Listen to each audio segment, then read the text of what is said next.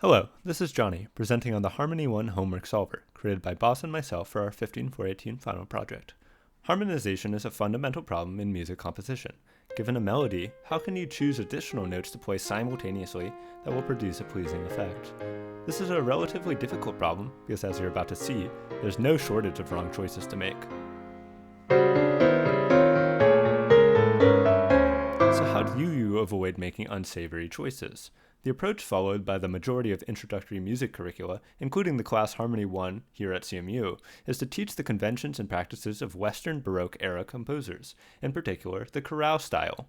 The chorale is a form of music in which there are four simultaneous independent voices. The melody of the composition is found in the soprano, while the remaining voices provide harmonization to that melody. We call each vertical slice of four simultaneous notes a voicing.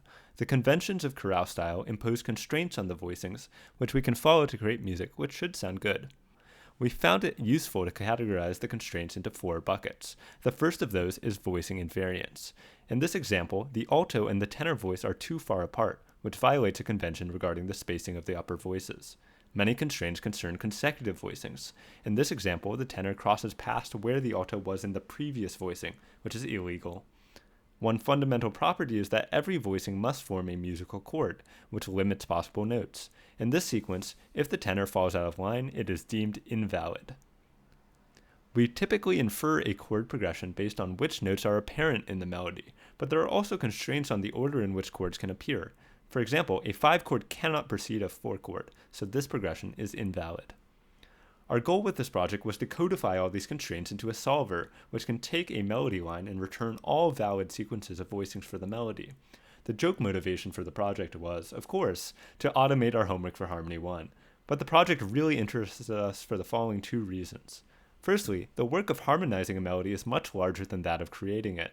It is useful to composers to be able to quickly hear many possible harmonizations of melodies without undergoing additional labor to create them. Secondly, grading exercises in classes like Harmony 1 is a time-consuming task. We envision an extension to our solver which can auto-grade assignments, providing nearly real-time feedback to students. And with that, we set out to create a program that could solve these exercises. The first step was designing a system, starting with the music note.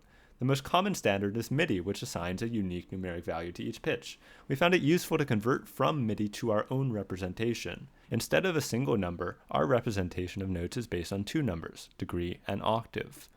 Musical notes can be divided into repeating groups of 12, called octaves. Based on the key of the composition, we divide all notes into octaves. Then we assign degrees by enumerating the notes modulo their octave. This representation directly relates the note with its musical function and allows us to abstract away the particular musical key of the composition. Our definition of notes also makes it easy to define chords. Due to the scope of the project, we limited ourselves to these 5 chords. Now without further ado, let's get into the algorithm. Let's say we have the following melody. We first generate all possible chord progressions for that melody. Then for each chord progression, we iterate through the melody and chords, maintaining a set of valid voicings. For each soprano note, we generate possible voicings and append them with each item in the previous set. On to the next note. We need to ensure that the voicings remain valid as we append new ones. If we find an invalid voicing, we remove it from the set of possibilities. Following this to the end gives all possible voicings for the chord progressions. We can repeat for every possible chord progression. Let's see it in action. Let's give it this melody.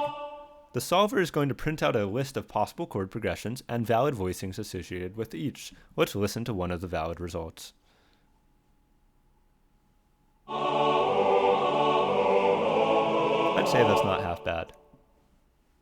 Let's talk parallelization. The size of the solution space grows exponentially with the input size, making parallelization not just a luxury, but a necessity. A trivial parallelization is to run the solver over chord progressions in parallel. This yields near-perfect speedup. However, in practice, the number of possible chord progressions does not scale with the problem size. This limits the efficacy of this solution. An alternative approach is to recursively divide the melody in half, solve the subproblems, and attempt to merge the solutions. This approach theoretically scales directly with the problem size. However, we were unable to obtain the desired speedups using this approach. We believe this is due to the amount of vector copying that is required by our implementation. Thanks for watching.